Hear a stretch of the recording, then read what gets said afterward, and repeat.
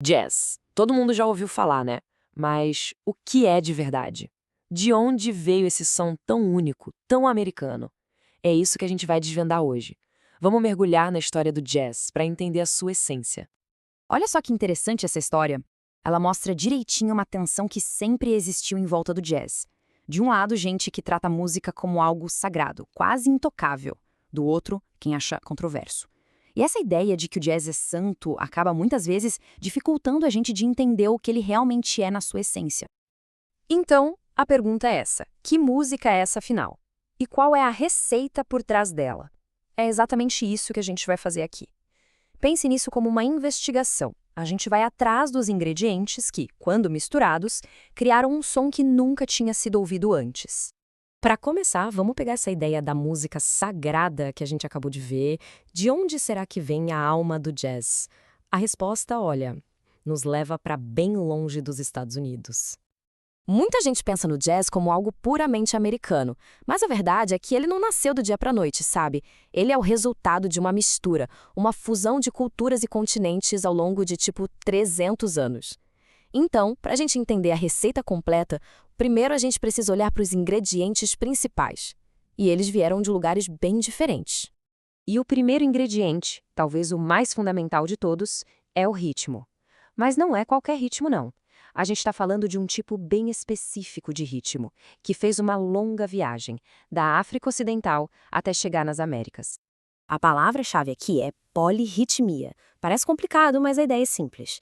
Imagina assim, em vez de uma única batida, você tem várias camadas de ritmos diferentes, complexos, acontecendo ao mesmo tempo, sabe? Todas juntas, mas cada uma com sua própria identidade, pulsando em cima de uma batida base. É essa combinação que cria aquela sensação de balanço, de fluidez que é a cara do jazz. E olha, esse ritmo era muito mais do que só música para dançar.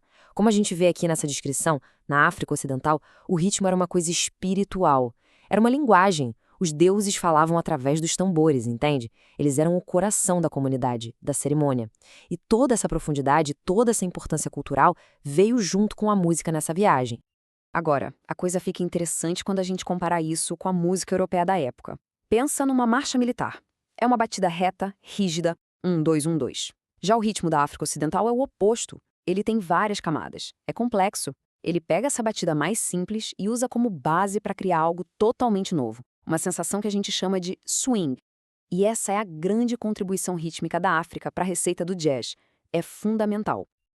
Beleza, então já temos nosso primeiro ingrediente na mesa, o ritmo africano complexo, cheio de swing. Agora, a gente precisa do segundo ingrediente, aquele que vai dar a estrutura, a base, o esqueleto onde esse ritmo todo vai poder se encaixar e brilhar. E essa estrutura veio, em grande parte, da Europa. Foram 3 contribuições principais. Primeiro, a harmonia. Sabe a sequência de acordes que dá a cama para a música? Segundo, os instrumentos. Pensa nas bandas marciais, com cornetas, trombones, clarinetas. Esses instrumentos se tornaram as vozes principais do início do jazz. E, por último, as melodias. As canções folclóricas, os hinos, as baladas, tudo isso serviu de molde para as melodias do jazz. Mas aqui é que está o pulo do gato. Não foi uma simples cópia. Esses elementos europeus não foram só pegos e usados como eram. Não. Eles foram transformados, sabe? Foram completamente repaginados, recebendo uma injeção de uma sensibilidade totalmente diferente. E essa transformação nos leva a um conceito essencial, a tonalidade blue. O que é isso? Bom, os músicos começaram a entortar algumas notas da escala musical, a dar uma escorregada nelas, principalmente na terceira e na sétima nota. Isso criava um som que simplesmente não existia na música europeia tradicional. Essas são as famosas Blue Notes. São elas que dão ao jazz aquele sabor meio melancólico, meio doce e amargo, super expressivo. E essa citação do Rudy Valley é perfeita para mostrar o poder de uma única nota dessas. Ele fala de tocar uma nota bárbara no saxofone e ver o efeito que ela tinha nas pessoas, fazendo todo mundo querer dançar. Ou seja, não é só uma teoria musical, uma coisa abstrata. É um som que tem um efeito real, físico, imediato nas pessoas. Ok, então vamos recapitular. A gente já tem os ingredientes, o ritmo africano, a melodia com as Blue Notes e a harmonia aos instrumentos europeus. Mas onde é que tudo isso foi parar no mesmo caldeirão? Em que lugar essa mágica aconteceu? A resposta está numa cidade muito, mas muito especial na história dos Estados Unidos. Nova Orleans. Essa cidade não era como nenhuma outra cidade americana. Pensa bem, fundada pelos franceses, depois passou para o domínio espanhol e só depois se tornou parte dos Estados Unidos. E como se não bastasse, ainda recebeu uma leva enorme de refugiados da Revolução do Haiti. O resultado? Uma sobreposição de culturas, uma mistura que simplesmente não se via em nenhum outro canto do país. E claro, um caldeirão de culturas é também um caldeirão de música. Imagina só o que tocava nas ruas de Nova Orleans, tudo ao mesmo tempo. Tinha ópera francesa, rumbas espanholas, as bandas de marcha americanas, rituais voodoo da África, cantos de trabalho dos campos.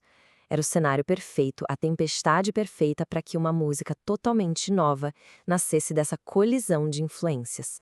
E o epicentro de tudo isso tinha um nome: Praça do Congo. Ali era um lugar público onde a música africana, principalmente os tambores, podia ser tocada livremente. Isso forçou um contato direto, cara a cara, entre as tradições africanas e as tradições europeias que já estavam na cidade. E isso, claro, acelerou e muito o processo de mistura. Pronto, agora a gente tem todos os elementos na mão. Temos os ingredientes, vindos de 2 continentes diferentes. E temos o caldeirão, a cidade de Nova Orleans, que foi onde tudo se misturou. Então, chegou a hora da gente juntar tudo isso e ver, passo a passo, como a receita do jazz foi montada. Então, a receita do jazz é mais ou menos assim. Passo 1, pega a batida firme e reta da marcha europeia e joga por cima um ritmo complexo e cheio de swing da África.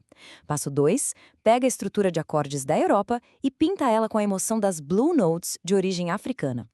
E o passo 3, usa o padrão de chamada e resposta, que também vem da tradição africana, para organizar a improvisação. E é a improvisação que vai se tornar a alma do jazz. E tá aí, essa é talvez a definição mais completa que a gente pode ter do que é o jazz. Não é uma coisa só. É uma música semi-improvisada, com um ritmo complexo e fluido, e o mais importante, é o resultado de uma mistura de 300 anos, uma fusão da harmonia europeia, da melodia euro-africana e do ritmo africano. É o equilíbrio perfeito entre esses mundos. E isso tudo nos leva a uma reflexão final, né?